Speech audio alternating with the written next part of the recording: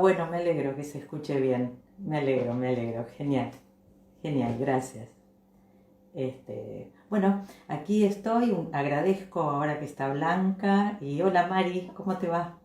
Mi amiga Mariela, que está Blanca presente.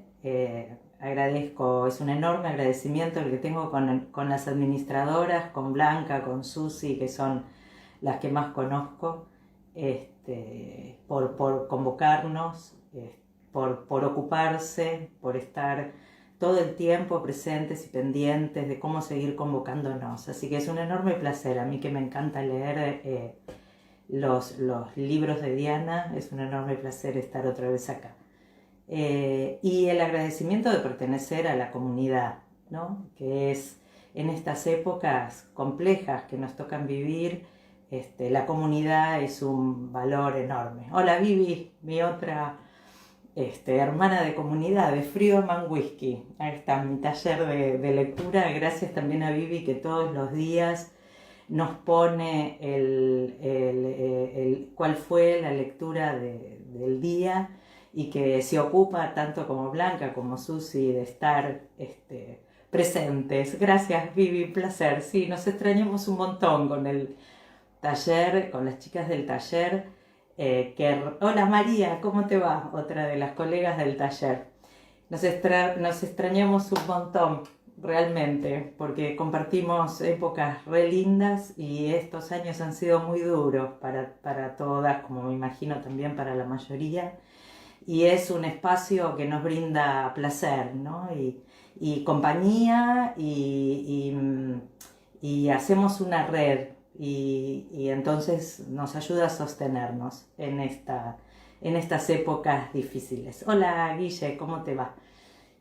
Sí, y bueno, y por otro lado también que la historia que tenemos y que nos convoca es una flor de historia, ¿no? Y entonces en ese sentido es algo tan rico, tan potente como para compartir, ¿no?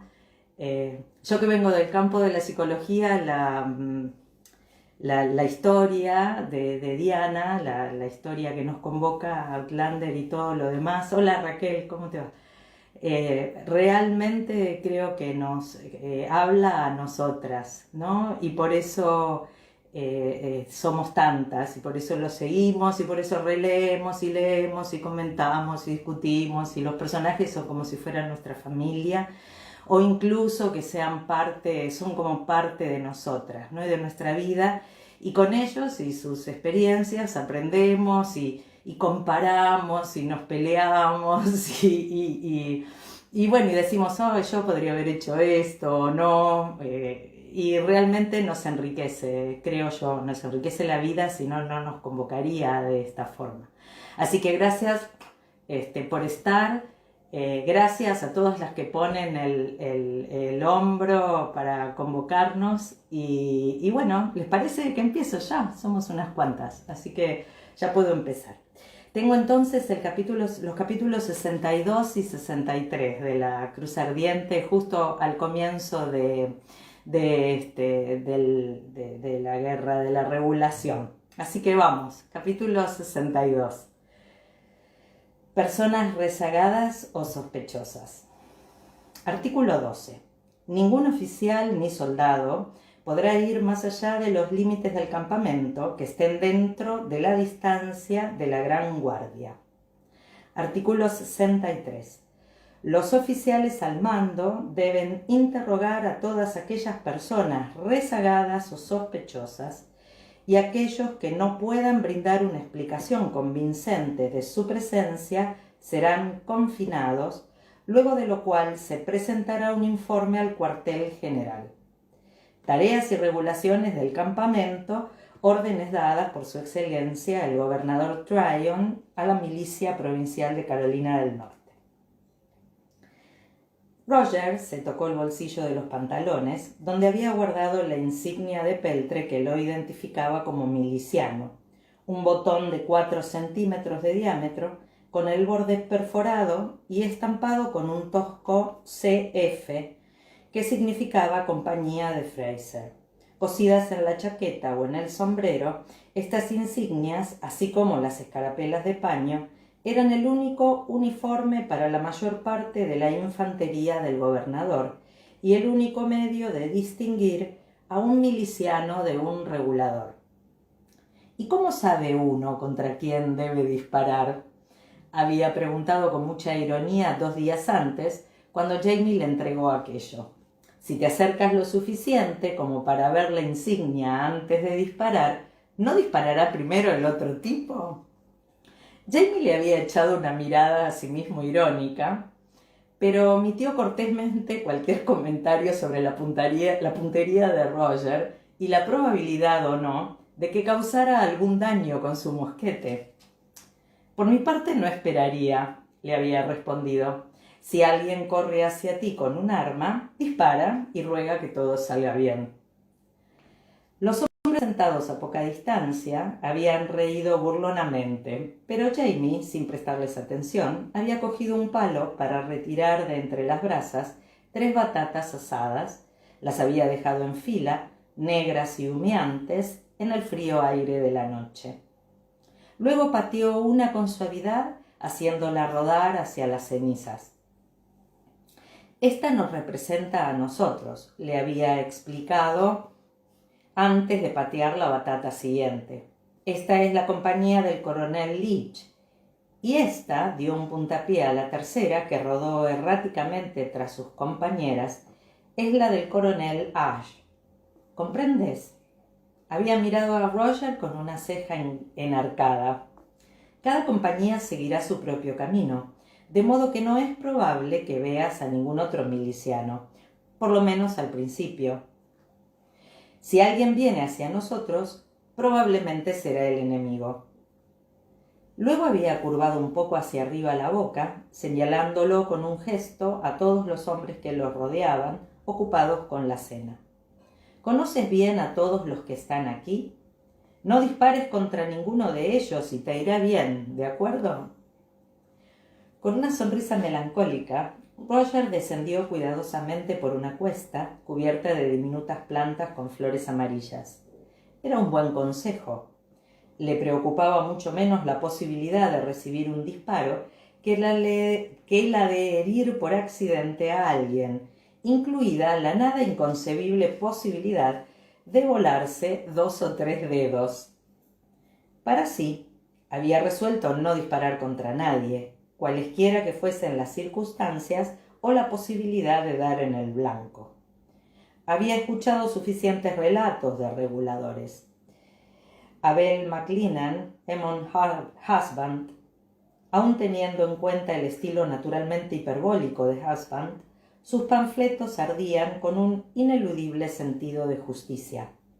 ¿Cómo iba Roger a matar o mutilar a un hombre solo por protestar contra unos abusos y una corrupción tan flagrantes que debían ofender a cualquier persona justa? En su condición de historiador, conocía las circunstancias actuales, sabía lo extensas que eran y cómo habían surgido. También comprendía las dificultades que entrañaba corregirlas. Simpatizaba hasta cierto punto con la postura de Tryon, pero su simpatía no llegaba a convertirlo en soldado dispuesto a defender la autoridad de la corona, mucho menos a preservar la reputación y la fortuna personal de William Tryon. Al oír voces, se detuvo un momento. Luego se escondió, sin hacer ruido, tras el tronco de un álamo grande. Un instante después aparecieron 3 hombres, conversando entre sí con aire despreocupado. Los 3 portaban armas y cajas de municiones, pero no daban la impresión de ser ceñudos soldados en vísperas de una batalla, sino 3 amigos que hubieran salido a cazar conejos. En realidad parecían justo eso, cazadores furtivos. Uno de ellos llevaba un manojo de cuerpos peludos colgados del cinturón, otro cargaba una bolsa de muselina manchada con algo que podría haber sido sangre fresca. Mientras Roger observaba desde su escondite, un hombre se detuvo con la mano en alto. Sus camaradas quedaron tiesos como perros de caza. con la nariz apuntando hacia un grupo de árboles a unos 60 metros de distancia. Aún sabiendo que había algo allí, Roger tardó un segundo en distinguir al pequeño venado, muy quieto, contra un grupo de árboles jóvenes. El velo de luz moteada que penetraba por entre las hojas primaverales lo disimulaba casi completamente a la vista.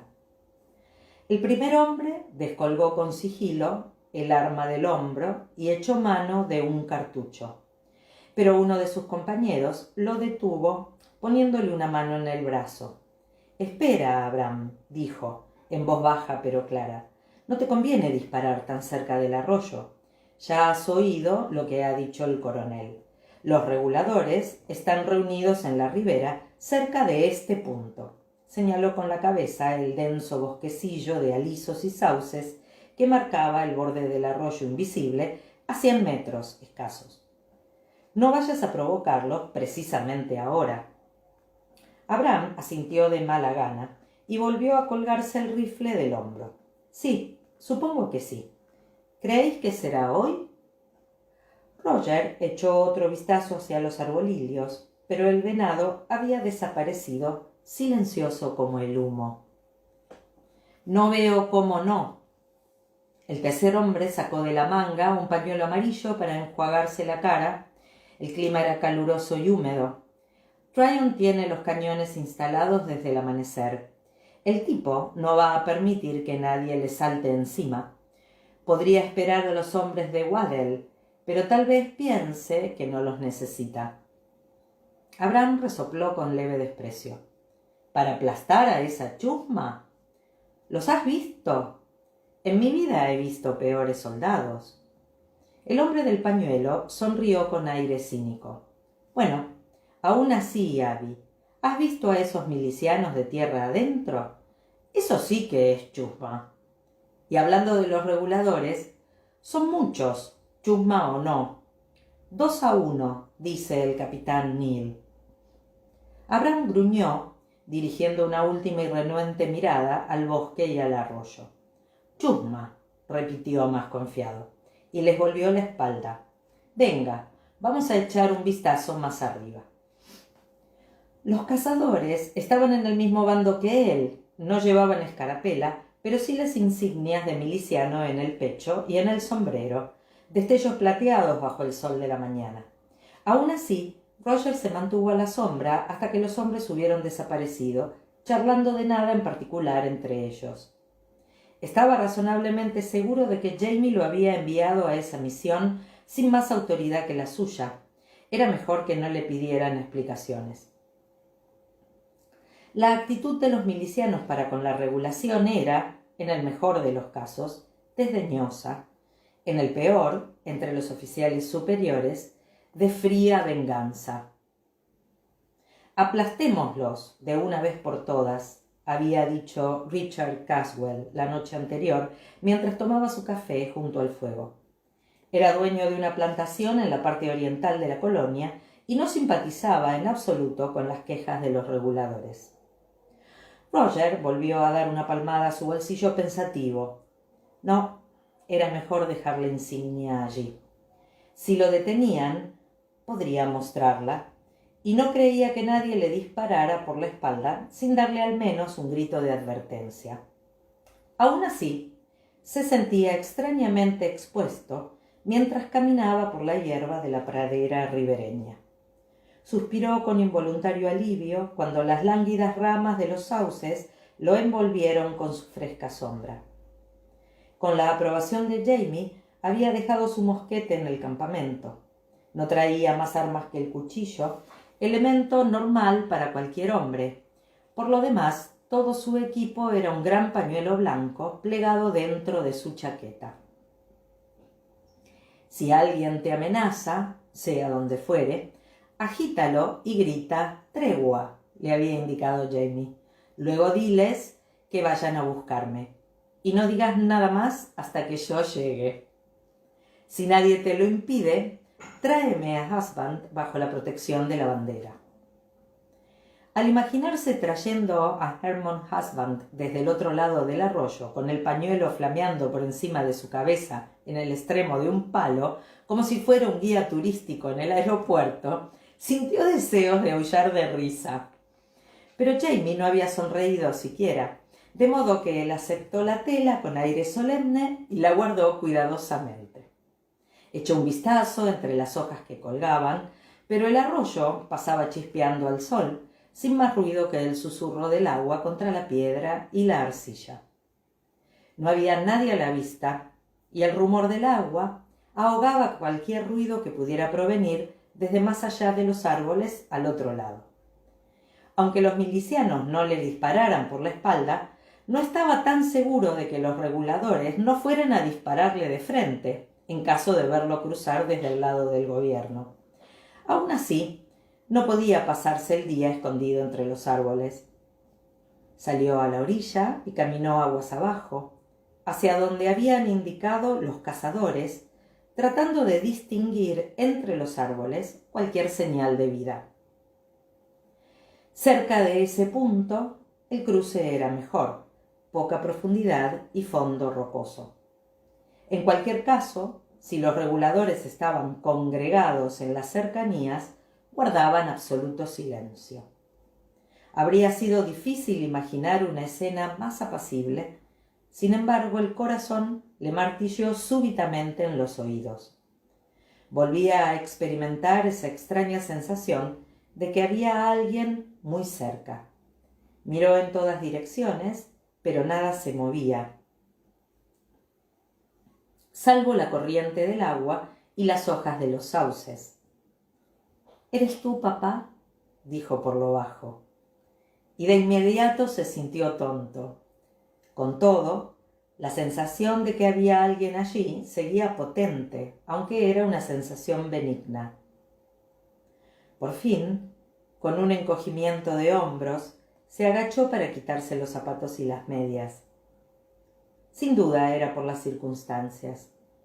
Claro que nadie en sus cabales podía comprobar el hecho de vadear un arroyo en busca de un cuáquero alborotador con el de pilotar un Spitfire a través del canal para bombardear Alemania. Pero toda misión es una misión, se dijo. Volvió a mirar a su alrededor, aunque solo había renacuajos que se retorcían en el fondo. Con una sonrisa algo torcida, metió el pie en el agua, con lo que los renacuajos huyeron como locos. —Aquí estamos —le dijo a un pato silvestre. El ave, sin prestarle atención, continuó buscando alimento entre las oscuras balsas de ramas flotantes. No se oía nada entre los árboles, de un lado o del otro. Nada, salvo el alegre bullicio de los pájaros. Solo cuando se sentó en una roca tibia por el sol para secarse los pies y volver a calzarse, solo entonces oyó por fin alguna señal de que esa orilla estuviera poblada por seres humanos. —Anda y dime qué quieres, bombón. La voz provenía de los arbustos que estaban a su espalda. Se quedó de piedra, con la sangre atronándole los oídos. Era una voz de mujer. Antes de que nadie pudiera moverse o pensar una respuesta, oyó una carcajada de timbre más grave y con un tono especial que lo tranquilizó. El instinto se lo dijo antes que la razón. Las voces que utilizaban esa entonación no representaban ninguna amenaza. —No sé, preciosa, ¿cuánto me costará? —Oh, pero escúchalo. ¿Verdad que no es momento para contar los peniques? —No se preocupen, señoras. Si es necesario, haremos una colecta. —Ah, ¿con que esas tenemos? Pues sea, pero tened en cuenta que en esta parroquia la colecta va antes que los cánticos. Al escuchar esta amistosa negociación, Roger dedujo que las voces en cuestión pertenecían a 3 hombres y a 2 mujeres, y todos parecían seguros de que cualesquiera que fuesen los arreglos financieros, 3 se apañarían con 2 sin dificultades ni consecuencias molestas. recogió sus zapatos y se escabulló sin hacer ruido, dejando a los invisibles centinelas, si acaso lo eran, dedicados a sus cálculos. Por lo visto, el ejército de la regulación no estaba tan organizado como las tropas del gobierno. Y eso era quedarse corto, según pensó algo después. Como no sabía con certeza dónde estaba el cuerpo principal del ejército, había recorrido unos 400 metros por la orilla sin ver ni oír a nadie, salvo a 2 prostitutas y a sus clientes. Con una creciente sensación de irrealidad, cruzó sin rumbo pequeños pinares y bordeó praderas cubiertas de hierbas, sin más compañía que los pájaros en pleno cortejo y pequeñas mariposas anaranjadas y amarillas. «¿Esta es manera de librar una guerra?», murmuró, mientras se abría paso entre matas de zarzamora. Parecía uno de esos cuentos de ciencia ficción en los que todos, salvo el héroe, han desaparecido en un visto y no visto de la faz de la tierra. Empezaba a ponerse nervioso. ¿Qué sucedería si no hallaba a ese condenado cuáquero o siquiera al ejército antes de que se iniciaran los disparos? De pronto, al rodear un meandro del arroyo, vio a los reguladores propiamente dichos, un grupo de mujeres que lavaban la ropa en la corriente junto a un montón de rocas. Volvió a esconderse en la maleza antes de que lo descubrieran y se apartó del arroyo ya con más ánimo. Si había mujeres allí, los hombres no debían de estar lejos. Así era. Unos cuantos metros más allá, oyó los ruidos de un campamento, voces despreocupadas, risas, resonar de cucharas y cacerolas, el golpe seco del hacha al partir leña. Al rodear una mata de espino, estuvo a punto de derribarlo una panda de jóvenes que pasaron corriendo, entre gritos y chillidos, persiguiendo a otro que blandía sobre la cabeza una cola de mapache recién cortada.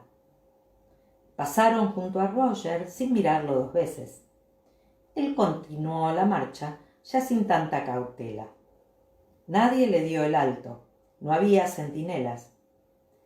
En verdad, las caras desconocidas no parecían ser allí novedad ni amenaza.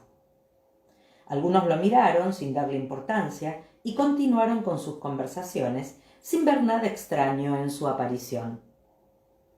«Busco a Hermann Husband», dijo sin rodeos a un hombre que asaba una ardilla en las llamas de una fogata. Por un momento el interpelado pareció no entender. «¿El cuáquero?» «Ah, sí», las facciones del hombre se relajaron. «Está por allí, en esa dirección, creo». Señaló con el palo. La ardilla chamuscada indicó el camino con los muñones de las patas ennegrecidas. Por allí resultó ser un buen trecho. Roger atravesó otros 3 campamentos dispersos antes de llegar a lo que parecía ser el cuerpo principal del ejército, si es que se lo podía dignificar con ese término. El ambiente parecía cada vez más serio, sin los juegos despreocupados que había visto cerca del arroyo. Aun así, aquello distaba mucho de ser el cuartel general de un comando estratégico. Empezaba a albergar la tenue esperanza de que todavía se pudiera evitar la violencia, aun con los ejércitos frente a frente y la artillería preparada. Al cruzar las líneas de milicianos, había notado un ambiente de excitación, pero sin odio ni sed de sangre.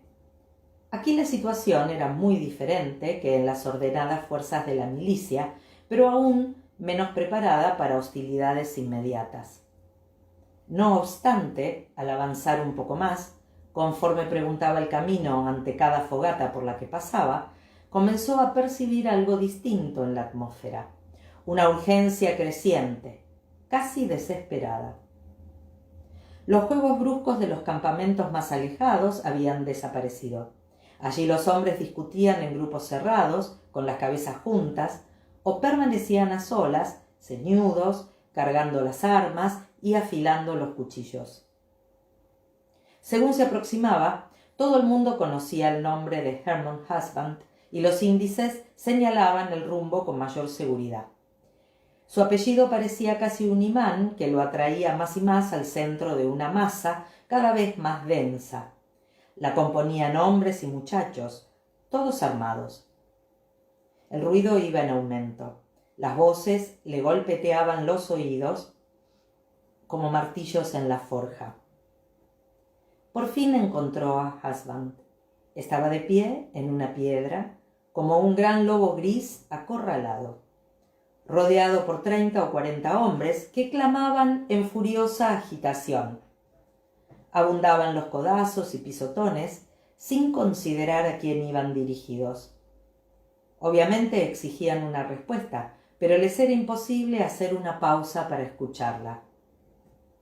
Husband, en mangas de camisa y con la cara roja, hablaba a gritos con uno o dos de los que estaban más cerca, pero Roger no pudo oír una palabra por encima del bullicio generalizado. Se abrió paso a través de los círculos exteriores, aunque la muchedumbre lo detuvo cerca del centro. Al menos allí pudo oír unas cuantas palabras. «Es preciso. Bien sabes, Hermon, que no hay otra opción», gritó un hombre esmirriado de sombrero maltrecho. «Siempre hay opción», aulló Husband a su vez. «Ha llegado el momento de elegir, y Dios nos dice que lo hagamos con prudencia». «Sí, con los cañones apuntándonos». «No, hay que avanzar, o todo estará perdido». «Perdido. Hasta ahora lo hemos perdido todo. El gobernador nos ha dejado sin alternativa. Debemos». Las palabras sueltas se perdían en un rugido general de ira y frustración. Al ver que nada lograría si aguardaba a tener público, Roger se abrió paso de manera implacable entre dos granjeros y sujetó a Husband por la manga de la camisa. «Señor Husband, debo hablar con usted», le gritó al oído. El cuáquero lo miró con ojos vidriosos, hizo ademán de liberarse, pero luego parpadeó al reconocerlo. Su cara cuadrada estaba roja por encima de la barba crecida, el pelo áspero y gris sin atar se erizaba como púas de puercoespín.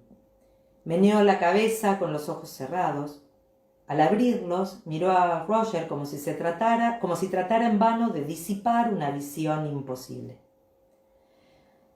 Lo aferró por un brazo y con un gesto feroz hacia la muchedumbre, bajó de un salto de su piedra para buscar refugio en una maltrecha cabaña que se inclinaba como ebria a la sombra de algunos arces. Roger fue tras él, después de arrojar una mirada fulminante a los más cercanos, a fin de desalentar la persecución. Aun así, unos cuantos lo siguieron, con mucho agitar de brazos y gritos acalorados, pero Roger les cerró la puerta en la cara y echó el pasador. Luego apoyó la espalda contra la puerta para mayor seguridad. Adentro estaba más fresco, aunque el aire rancio olía a ceniza de leña y comida chamuscada.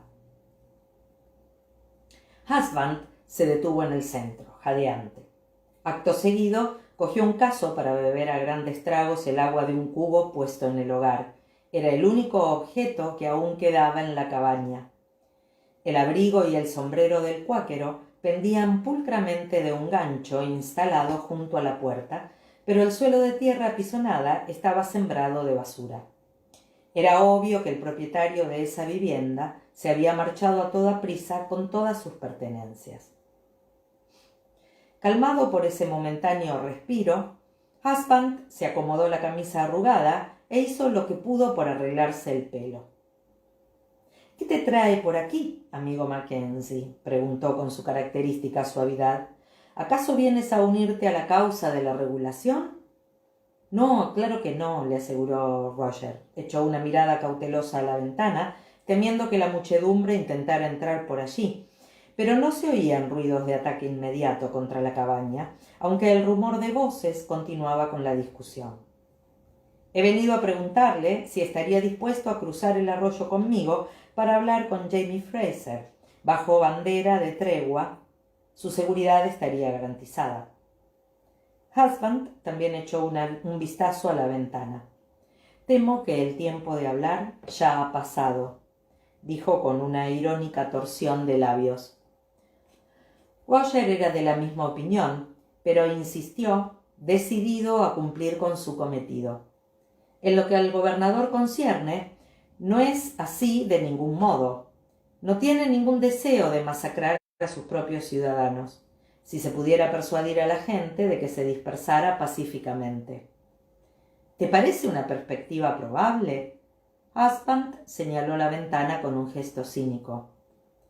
No, reconoció Roger. Aún así, si usted viniera, si ellos vieran que existe alguna posibilidad de...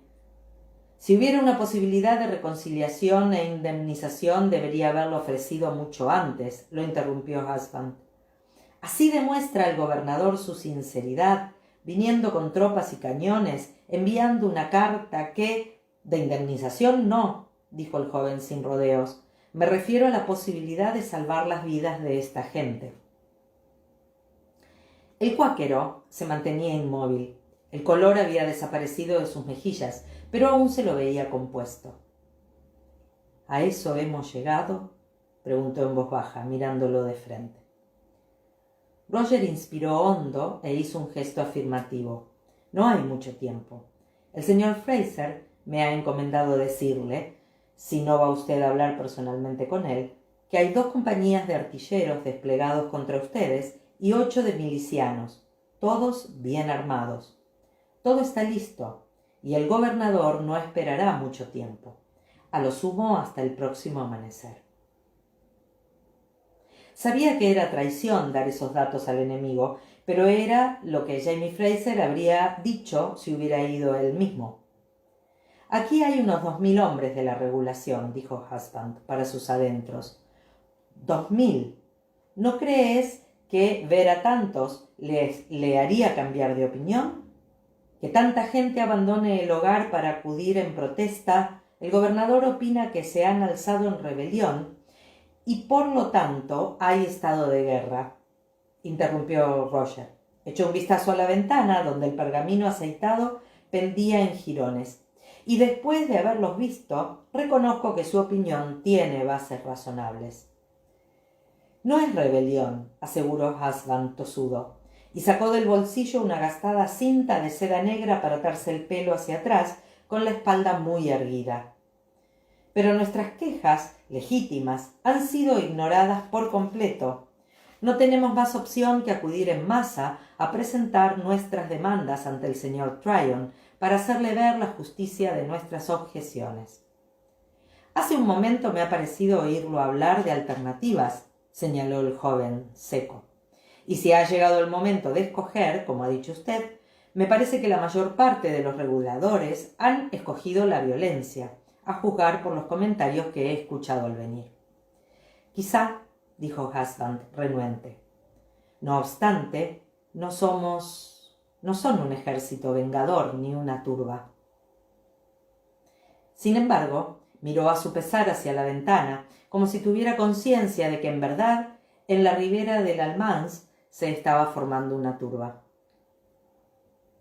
¿Tienen algún líder designado? ¿Alguien que pueda hablar de manera oficial por ellos? Roger volvió a interrumpirlo, impaciente por transmitir su mensaje y alejarse de allí. ¿Usted mismo? ¿El señor Hunter, quizás? Husband hizo una larga pausa, después de pasarse el dorso de la mano por la boca, como para expurgar algún sabor rancio, movió la cabeza. En realidad no tienen ningún líder, dijo por lo bajo. Jim Hunter es bastante audaz, pero carece de dotes de mando. Le he preguntado. Dice que cada hombre debe actuar por sí mismo. Usted tiene ese don. Puede liderarlos. Husband pareció escandalizarse, como si Roger lo hubiera acusado de tener talento para hacer trampas con los naipes. Yo no. Pero si los ha guiado hasta aquí. Ellos han acudido. No pedí a nadie que... Usted está aquí. Ellos lo han seguido. Husband hizo una ligera mueca con los labios apretados. Al ver que sus palabras surtían algún efecto, Roger insistió. Usted habló con ellos y lo escucharon. Vinieron siguiéndolo. Lo escucharán, sin duda. Fuera de la cabaña, el ruido iba en aumento. La multitud se impacientaba. Si no era todavía una turba, estaba muy cerca. ¿Y qué harían si descubrían quién era el que estaba allí y a qué había venido? Le sudaban las palmas. Al frotarlas contra la chaqueta, percibió el pequeño bulto de su insignia en el bolsillo. Debería haberse detenido a enterrarla en algún lugar después de cruzar el arroyo. Husband lo observó un instante, luego le cogió las dos manos con fuerza. «Recemos juntos, amigo», dijo en voz baja. «Pero yo... no hace falta que digas nada. Sé que eres papista, pero no tenemos por costumbre rezar en voz alta. Basta con que permanezcas en silencio y pidas, en el fondo de tu corazón, que descienda la sabiduría, no solo sobre mí, sino sobre todos los presentes».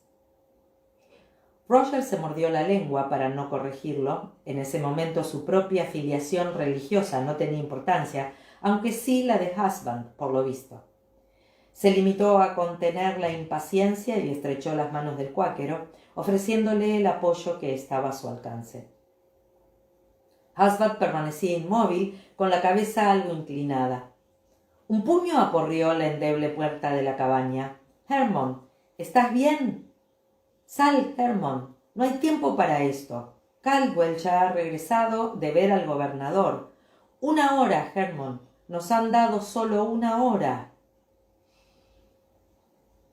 Entre los omóplatos de Roger corría un hilo de sudor, pero ignoró el cosquilleo, puesto que no podía rascarlo. Su vista pasó de los dedos curtidos de Husband a su cara. Descubrió que los ojos del cuáquero parecían fijos en los suyos, pero también distantes, como si escuchara alguna voz lejana, sin prestar atención a los gritos urgentes que atravesaban los muros. Hasta sus ojos eran gris cuáquero, pensó, como charcos de agua de lluvia que se aquietaban temblando después de una tormenta. Derribarían la puerta, sin duda, pero no. Los golpes disminuyeron hasta reducirse a toques impacientes, luego a algún puñetazo aislado. El palpitar de su propio corazón se fue calmando gradualmente hasta reducirse a un ritmo sereno y parejo. La ansiedad se esfumaba en su sangre. Cerró los ojos en un intento de fijar sus pensamientos, tal como Husband le había pedido. Buscó a tientas en su mente alguna oración adecuada, pero solo le venían a la memoria fragmentos confusos del libro de culto común. «Socórrenos, oh Señor. Escúchanos. Ayúdanos, oh Señor», susurró la voz de su padre, su otro padre, el reverendo, que hablaba en el fondo de su mente. «Ayúdanos, oh Señor, a recordar con cuánta frecuencia obramos mal, no por falta de amor, sino por falta de reflexión, y cuán ingeniosas son las trampas que nos hacen tropezar». Cada palabra pasaba por su mente fugaz como la hoja en llamas que se eleva en el viento de una fogata para desaparecer hecha cenizas antes de que él pudiera asirla. Por fin renunció. Se limitó a estrechar las manos de Husband, atento a su respiración, que era una nota grave y áspera. «Por favor», pensó en silencio, sin saber qué pedía. También esas palabras se evaporaron sin dejar nada. Nada sucedió. Afuera aún se oían voces, pero no parecían tener más importancia que el reclamo de los pájaros. El aire de la habitación estaba en calma, aunque fresco y vivaz, como si por los rincones circulara una corriente que no llegara a tocar el centro donde estaban ellos. Roger sintió que su propia respiración se tranquilizaba y el latido de su corazón se hacía aún más lento.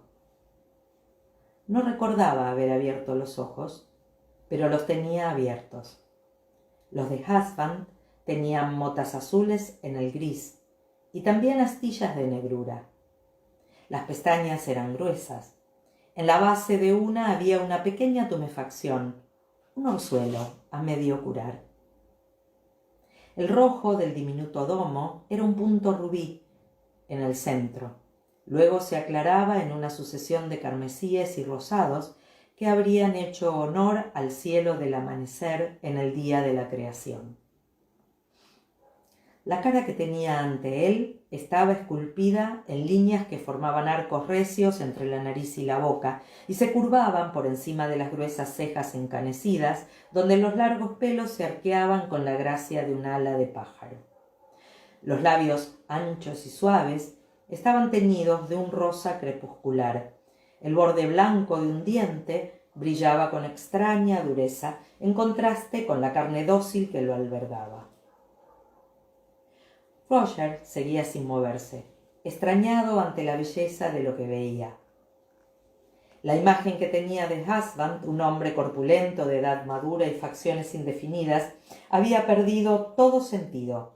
Lo que ahora veía era de una singularidad conmovedora, algo único, maravilloso, irreemplazable. Era la misma sensación con la que observaba a su hijo, admirando la perfección de cada dedito, la curva de la mejilla y la oreja, esa diafanidad de la piel recién nacida que deja traslucir la inocencia interior. Ahora tenía ante sí la misma creación, no ya nueva, quizás menos inocente, pero no menos maravillosa. Al bajar la vista, reparó en sus propias manos, que aún estrechaban las de Husband, más pequeñas. Lo invadió un respeto sobrecogido al apreciar la belleza de sus propios dedos, los huesos curvados de la muñeca y los nudillos, el encanto de una fina cicatriz roja que cruzaba la articulación del pulgar. Husband dejó escapar el aliento en un hondo suspiro y retiró las manos. Por un segundo, Roger se sintió abandonado.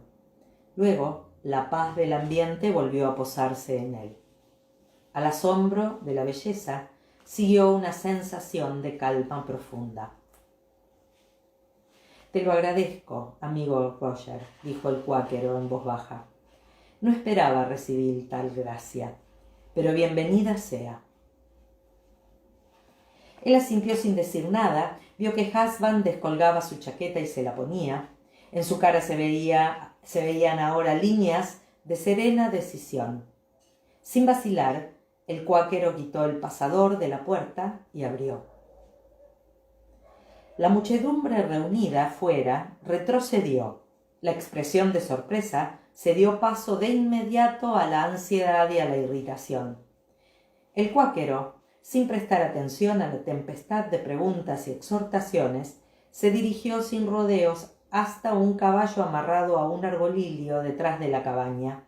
Lo desató y subió a la silla. Solo entonces miró desde arriba a sus compañeros de la regulación. «Volved a casa», dijo en voz alta. «Debemos abandonar este sitio. Que cada hombre regrese a su hogar». Este anuncio fue recibido con un atónito silencio. Luego hubo exclamaciones de indignación y desconcierto. «¿Qué hogar?», inquirió un joven de escasa barba rojiza. «Quizás tú tengas hogar a donde volver, yo no». Husband permanecía sólido en la silla, sin dejarse conmover por el griterío. «¡Volved a casa!», gritó otra vez.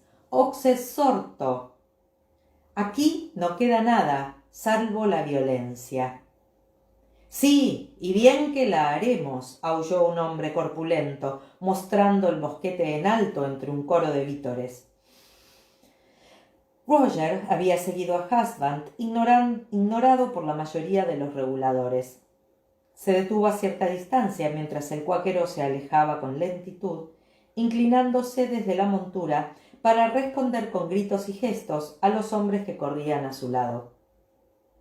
Uno lo aferró por la manga, él tiró de las riendas y se inclinó para escuchar un discurso obviamente apasionado, pero al fin irguió la espalda, negó con la cabeza y se plantó el sombrero. No puedo quedarme y permitir que se derrame sangre por mi presencia. Si permanecéis aquí, amigos, habrá homicidio. Partid, aún podéis partir. Os imploro que lo hagáis. Ya no gritaba, pero el bullicio se había calmado lo suficiente como para que su voz corriera. Al levantar la cara, arrugada por la preocupación, vio a Roger de pie a la sombra de un tejo. La serenidad de la paz lo había abandonado, pero en sus ojos perduraba la decisión. «Me voy», anunció. «Os lo ruego, regresad todos a casa». Con súbita determinación, volvió grupas y puso a su caballo al trote. Unos cuantos hombres corrieron tras él, pero pronto se detuvieron, desconcertados y resentidos, murmurando entre sí, moviendo la cabeza con aire de confusión. El ruido volvió a crecer, todos discutían al mismo tiempo, insistiendo y negando. Roger se alejó con discreción hacia el bosquecillo de arces. Lo más prudente sería emprender el regreso cuanto antes, ahora que Husband había partido. Una mano lo aferró por un hombro, obligándolo a girarse. «¿Quién diablos eres tú? ¿Qué le has dicho a Hermon para que se fuera?» Era un tipo ceñudo, de raído chaleco de piel, con los puños crispados. Parecía furioso y dispuesto a descargar su frustración contra el primer blanco disponible. «Le he dicho que el gobernador no quiere que nadie sufra daño, si se puede evitar», respondió Roger, tratando de que su tono fuera apaciguador. «¿Te envía el gobernador?», preguntó un hombre de barba negra mirando con escepticismo su ropa sencilla. «¿Has venido a ofrecer unas condiciones diferentes de las de Caldwell?» «No».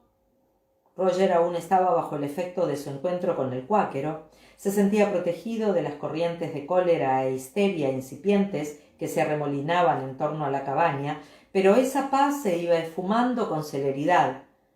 A sus interrogadores se sumaron otros, atraídos por la confrontación. «No», repitió en voz más alta, «he venido para advertir a Husband y a todos vosotros. El gobernador quiere…» Lo interrumpió un coro de gritos groseros. Lo que Tryon creciera no tenía ningún interés para los presentes. Paseó la vista por el círculo de caras, pero en ninguna encontró tolerancia, mucho menos cordialidad. Entonces se encogió de hombros y dio un paso atrás. «Haced lo que os parezca, entonces», dijo con toda la serenidad posible. «El señor Husband os ha dado el mejor de los consejos y yo lo apoyo». Se volvió para alejarse, pero un par de manos descendieron sobre sus hombros, obligándolo una vez más a enfrentarse al círculo de interrogadores. «Espera un momento», dijo el hombre del chaleco de cuero. Aún estaba rojo de ira y ya no apretaba los puños. «¿Has hablado con Tryon, verdad?» «No», admitió Roger. Me ha enviado... ¿Debía utilizar el nombre de Jamie Fraser? No, eso podía ahorrarle problemas, igual que provocárselos.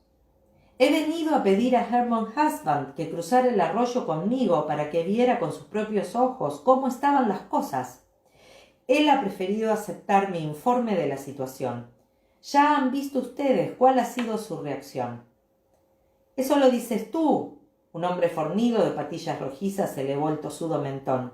«¿Y por qué hay que aceptar tu informe de la situación?». Imitaba la culta entonación de Roger en un tono burlón que arrancó risas a sus camaradas. La calma que Roger traía de la cabaña no lo había abandonado del todo. Acopió los restos para hablar con serenidad. «No puedo obligarlo a escuchar, señor, pero quienes tengan oídos, que escuchen esto». Los miró a la cara, uno a uno, aunque de mala gana dejaron de alborotar, hasta que él se vio en el centro de un círculo que le prestaba renuente atención. «Las tropas del gobernador están listas y bien armadas».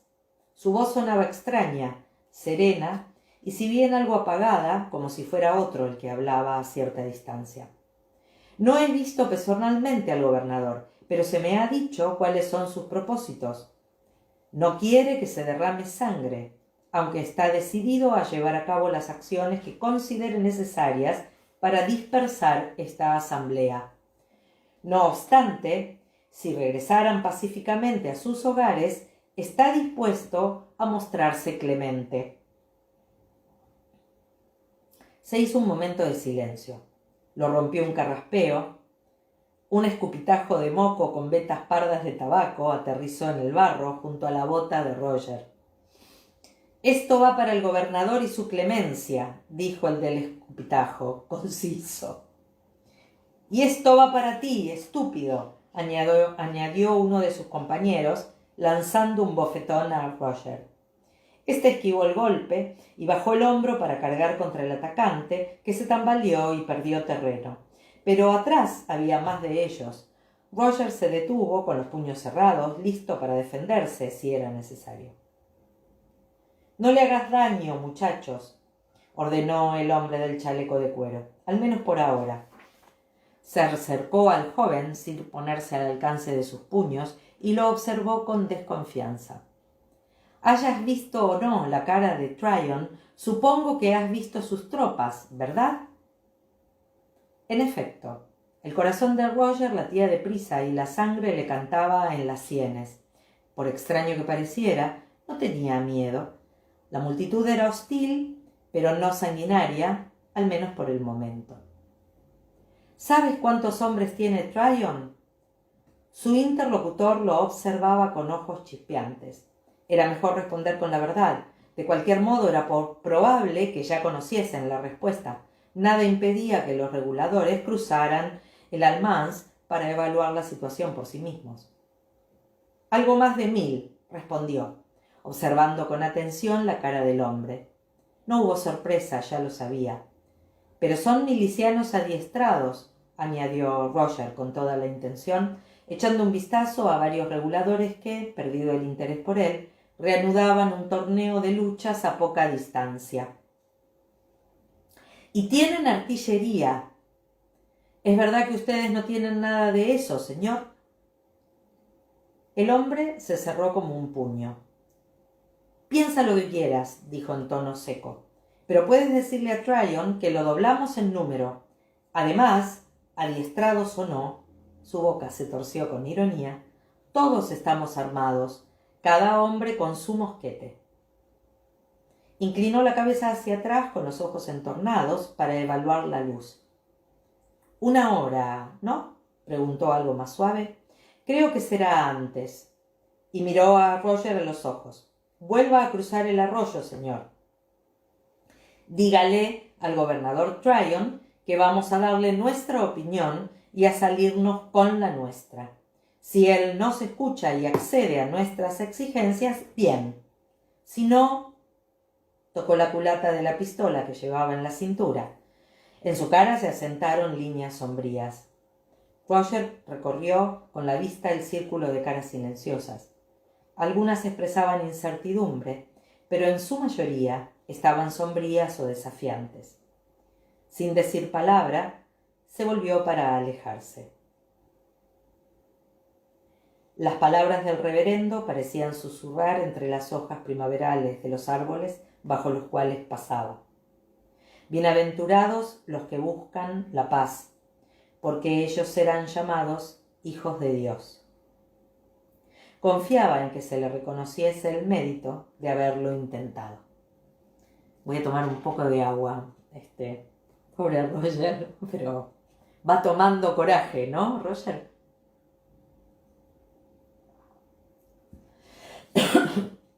Bueno, vamos al que sigue. Capítulo 63. Manual del cirujano, tomo 1. Artículo 28. Los cirujanos deben llevar un libro en el que registrarán a cada hombre que se someta a su atención, incluyendo su nombre, la compañía a la que pertenece, la fecha en que entra a su cuidado y la fecha en que le da el alta. Tareas y regulaciones del campamento. Me estremecí al sentir que una brisa fría me tocaba la mejilla, aunque el día era muy cálido. Tuve la absurda idea de que era el roce de un ala, como si el ángel de la muerte hubiera pasado sin hacer ruido a mi lado, atento a su lúgubre tarea. «Tonterías», dije en voz alta. Ivan Lindsay me oyó. Lo vi girar momentáneamente la cabeza, pero de inmediato apartó la mirada. Como todos, vigilaba el este. La gente que no cree en la telepatía es porque nunca ha pisado un campo de batalla ni ha hecho vida militar.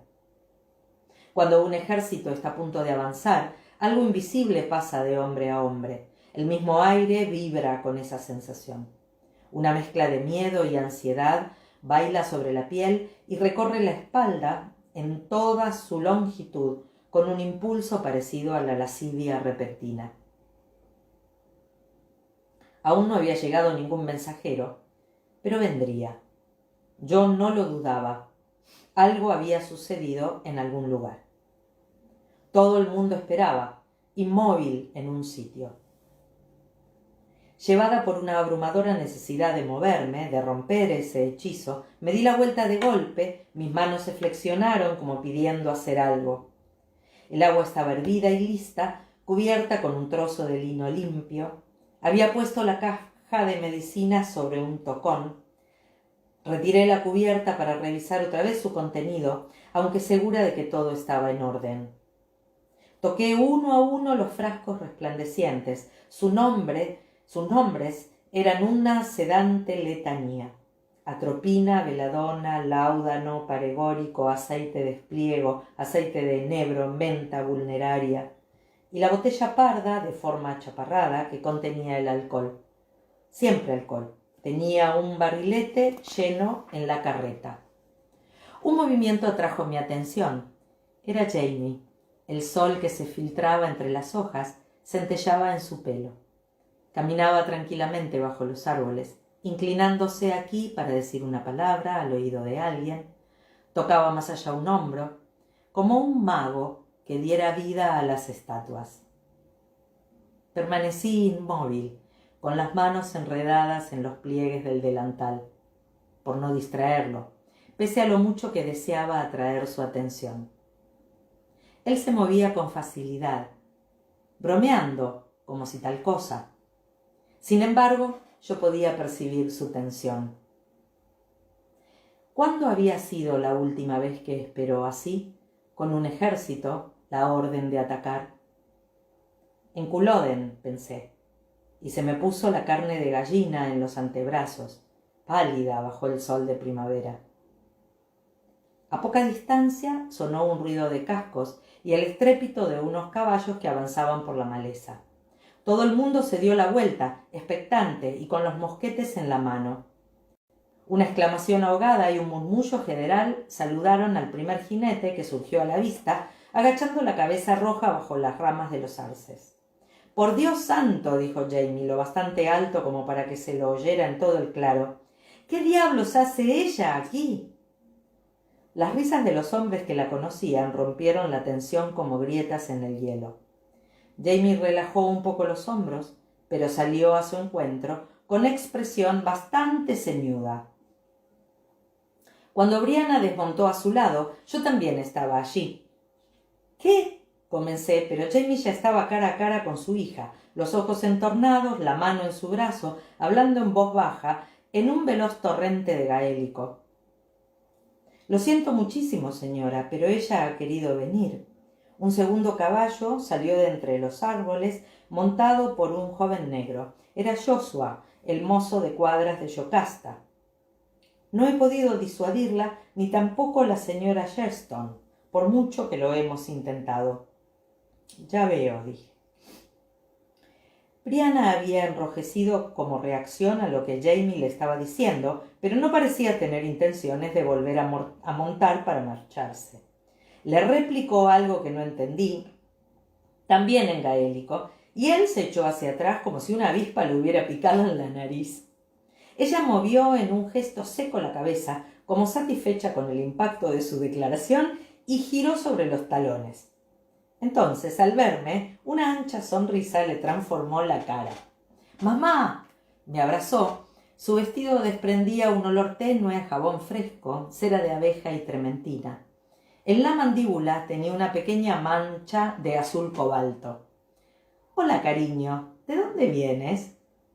Después de darle un beso en la mejilla, di un paso atrás. A pesar de todo, me alegraba verla. Vestía con mucha sencillez, de recia tela tejida en casa, como en el cerro, pero su ropa estaba fresca y limpia. Llevaba la cabellera roja trenzada hacia atrás y un amplio sombrero de paja que colgaba contra su espalda. «De Hillsborough», contestó.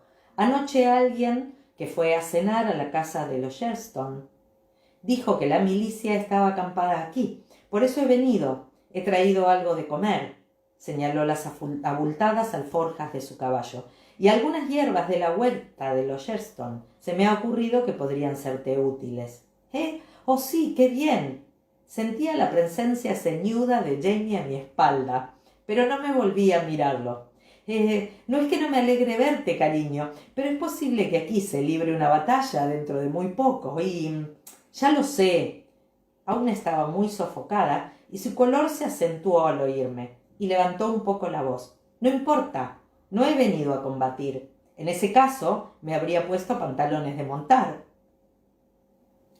Echó un vistazo por encima de mi hombro. Detrás de mí se oyó un fuerte bufido, seguido por algunas risas ahogadas de los hermanos Lindsay. Ella bajó la cabeza para disimular una sonrisa. Yo no pude menos que sonreír también. «Me quedaré contigo», dijo en voz más baja, tocándome el brazo. «Si después hay heridos que atender, puedo ayudar».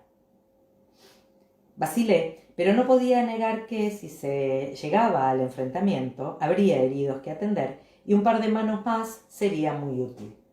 Brianna no era enfermera, no sabía de gérmenes y antisepsia, cosa mucho más útil, pero sabía de gérmenes y antisepsia, cosa mucho más útil, en cierto modo, que los conocimientos de anatomía y fisiología.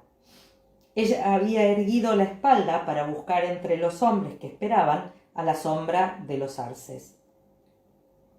«¿Dónde está Roger?», preguntó en voz baja pero serena.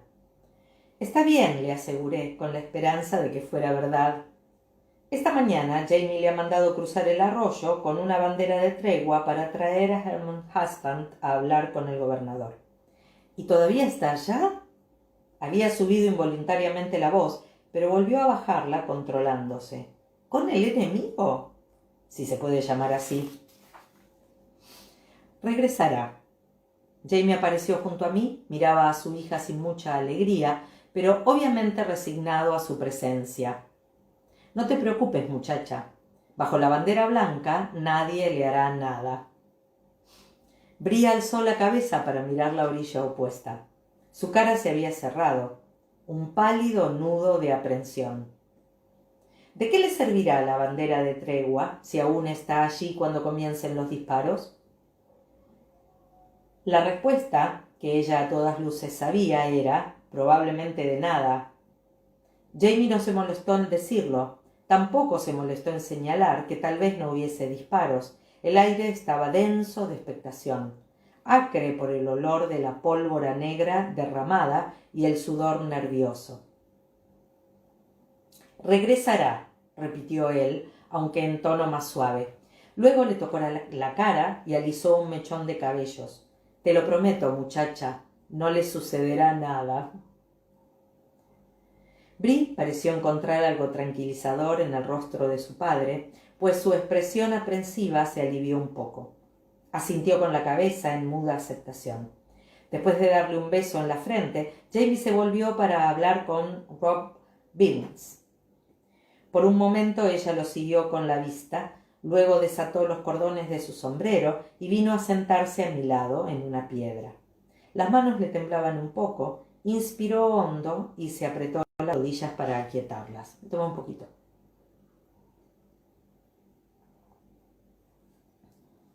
«¿Hay algo que pueda hacer ahora?», preguntó señalando con la cabeza mi caja de medicinas. «¿Quieres que te traiga algo?». Negué con la cabeza. «No, tengo todo lo necesario, solo queda esperar». Hice una mueca. «Es lo peor». Ella respondió con un renuente murmullo de asentimiento e hizo un esfuerzo por relajarse. Luego evaluó el equipo preparado, con una arruga entre las cejas. Fuego encendido, agua hirviendo, mesa plegable, la caja grande con el instrumental y un envoltorio más pequeño que contenía mi equipo de emergencias. —¿Qué hay ahí? —preguntó mientras tocaba el saco de lona con la puntera de la bota. —Alcohol y vendas, un escalpelo, forceps, serrucho de amputación, torniquetes. Si se puede me traerán a los heridos hasta aquí o a otro de los cirujanos, pero si debo atender a alguno en el campo, a alguien que esté demasiado mal como para caminar o ser trasladado, puedo coger esto e ir de inmediato. La oí tragar saliva. Cuando levanté la vista, noté que las pecas se habían acentuado en el puente de la nariz. Ella tomó aliento para hablar, pero su cara cambió cómicamente, pasando de la seriedad a la repugnancia. Olfateó con suspicacia, arrugando la larga nariz como si fuera un oso hormiguero. Yo también lo percibí. El hedor de las heces frescas venía del bosquecillo justo a nuestra espalda. —Es bastante común antes de una batalla —dije en voz baja, tratando de no reír ante su expresión. Los pobres no tienen tiempo.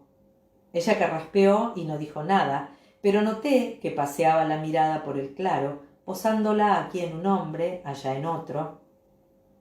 Adiviné lo que estaba pensando. ¿Cómo era posible? ¿Cómo podía una ver un grupo tan compacto y ordenado, una cabeza inclinada para escuchar al amigo, un brazo extendido hacia la cantimplora, sonrisas y entrecejos arrugados, ojos luminosos y músculos tensos, y luego visualizar la ruptura, la abrasión, la fractura y la muerte? No era posible. Se requería más imaginación de la que era capaz quien no hubiese visto nunca esa transformación obscena. En cambio, era posible recordarla. Me incliné hacia ella buscando distracción para las dos. —¿Qué le has dicho a tu padre? —pregunté casi sin mover los labios. —En gaélico, cuando has hablado. —Cuando has llegado. —Ah. Un ligero rubor de diversión alivió por un segundo su palidez. Me estaba regañando. Me ha preguntado a qué jugaba, si quería dejar huérfano a mi hijo, puesto que arriesgaba mi vida junto a la de Roger. Se retiró un zarcillo rojo de la boca para esbozar una pequeña sonrisa. Y yo le he preguntado si él quería dejarme huérfana a mí, ya que si era tan peligroso, ¿por qué te traía consigo? Reí, aunque también disimuladamente. —Tú no corres peligro, ¿verdad? —preguntó observando el campamento de la milicia. —¿Aquí atrás? Negué con la cabeza. —No. Si el combate se acerca, nos trasladaremos en el acto. Pero no creo... Me interrumpió el ruido de un caballo que se acercaba a toda prisa. Cuando el mensajero apareció, ya estaba de pie, como el resto del campamento. Se trataba de uno de los jóvenes edecanes de Tryon, pálido por el nerviosismo contenido. —Estén alerta —dijo, medio descolgándose de la silla sin aliento. —¿Y qué cree usted que llevamos haciendo desde el amanecer? —inquirió Jane impaciente. —Por todos los santos, hombre, ¿qué sucede?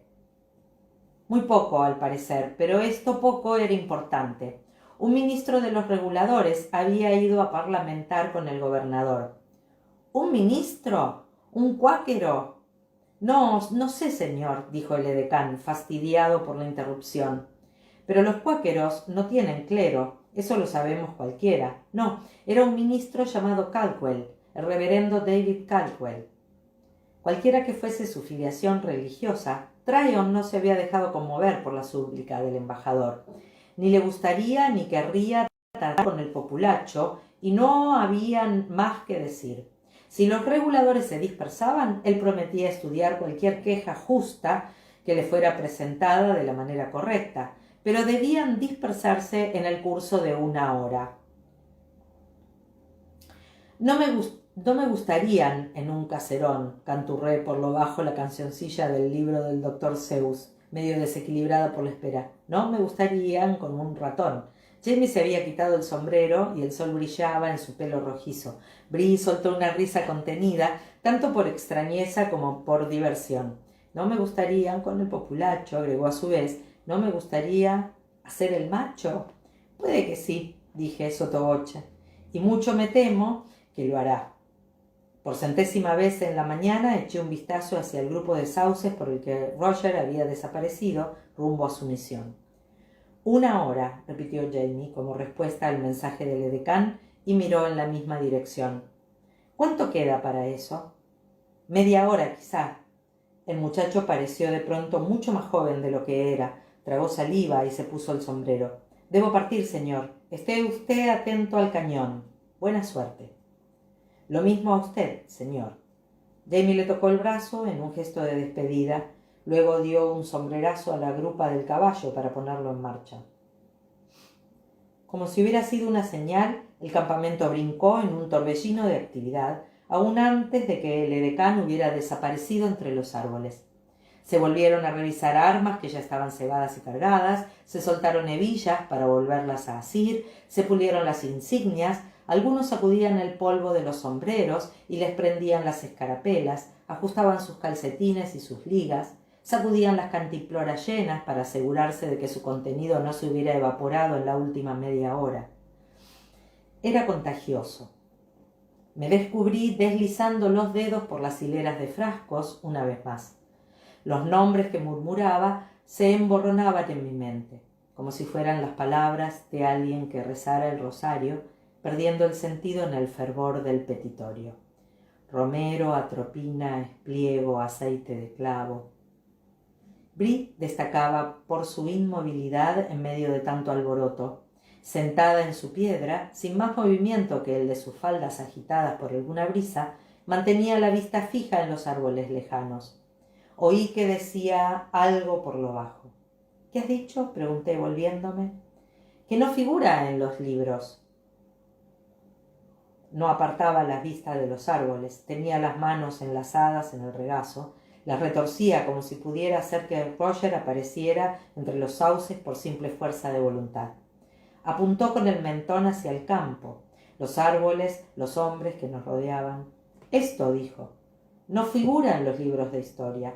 He leído lo de la masacre de Boston, lo leí allá en los libros y aquí en el periódico, pero nunca supe de esto allá.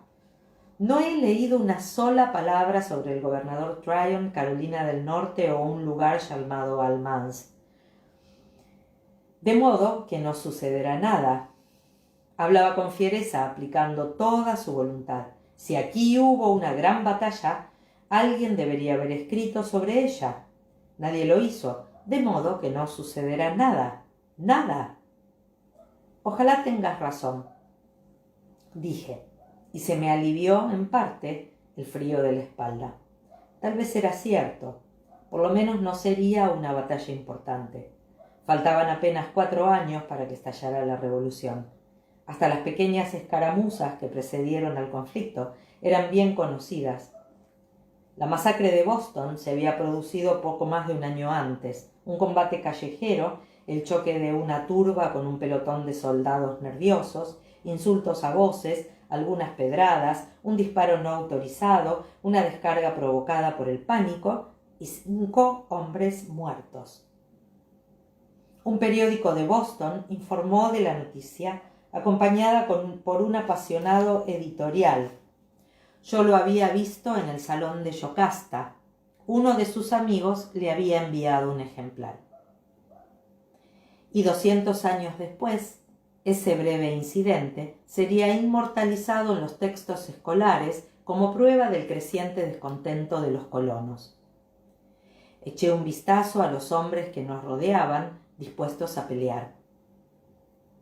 Si allí se libraba alguna gran batalla, si un gobernador real sofocaba lo que era en esencia una rebelión de contribuyentes, sin duda habría valido la pena registrarlo. Aún así, era pura teoría. Y yo tenía la incómoda conciencia de que ni la guerra ni los libros de historia tomaban muy en cuenta lo que debería haber ocurrido. Jamie estaba de pie junto a Gideon. Lo había atado a un árbol, pues entraría en combate a pie con sus hombres. Lo vi retirar las pistolas de la alforja, guardar en la taleguilla de su cinturón las municiones de reserva. Tenía la cabeza inclinada, absorto en los detalles de la tarea. De pronto experimenté un impulso horrible y repentino. Necesitaba tocarlo, decirle algo. Traté de persuadirme de que Brie tenía razón. No era nada. Probablemente no habría un solo disparo. Sin embargo, había 3000 hombres armados a ambas orillas del Almanz. Y entre ellos zumbaba la idea del derramamiento de sangre. Dejé a Brianna sentada en su roca, con los ojos fijos en el bosque, y corrí hacia él. «Jamie», dije, apoyándole una mano en el brazo. Fue como tocar un cable de alto voltaje. La energía zumbaba dentro del aislamiento de su carne, lista para brotar en un estallido de luz crepitante. Dicen que esos cables no se pueden soltar. Quien sufre una electrocución queda pegado al cable, incapaz de moverse o de salvarse mientras la corriente le quema el cerebro y el corazón. Él apoyó una mano sobre la mía. «Annie Andon», dijo, con una pequeña sonrisa. «¿Has venido a desearme suerte?» Sonreí a mi vez, lo mejor posible, aunque la corriente siseaba en mi interior, endureciéndome los músculos de la cara. No podía dejarte ir sin decir algo. Supongo que bastará con buena suerte. Vacilé. Las palabras se me atascaban en la garganta, por la súbita urgencia de decir mucho más de lo que el tiempo permitía. Al final dije solo las cosas importantes. «Jamie, te amo. Cuídate». Él decía que no recordaba lo de Culloden. De pronto me pregunté si la amnesia se extendía a las horas previas de la batalla, a nuestra despedida. Al mirarlo a los ojos, supe que no era así. «Con buena suerte basta», dijo, y me estrechó la mano, asimismo pegado a la corriente que circulaba entre nosotros. «Te amo» es mucho mejor. Luego levantó la mano para tocarme el pelo y la cara, mientras me miraba a los ojos como para retener mi imagen de ese momento, por si acaso fuera la última. «Tal vez llegue un día en que tú y yo nos separemos de nuevo», dijo por lo bajo. Sus dedos me rozaron los labios, ligeros como el roce de una hoja al caer. Sonreía apenas. «Pero no será hoy». Entre los árboles sonó un clarín, muy lejos, pero penetrante, como el reclamo de un pájaro carpintero. Me volví a mirar. Brianna seguía como una estatua en su piedra, mirando hacia el bosque. ¡Qué bárbaro! Aquí terminó el capítulo 63. Sí, yo también amo esta frase, es mortal esta frase. Qué genial que es Diana, realmente. Nos hemos elegido y nos hemos cruzado con una flor de historia, ¿no? Que nos recuerda muchas cosas de la vida, ¿no? Y nos permite tomar conciencia de la fuerza que tiene el amor. Así que bueno, gracias por estar. Como siempre, agradezco la oportunidad de leer.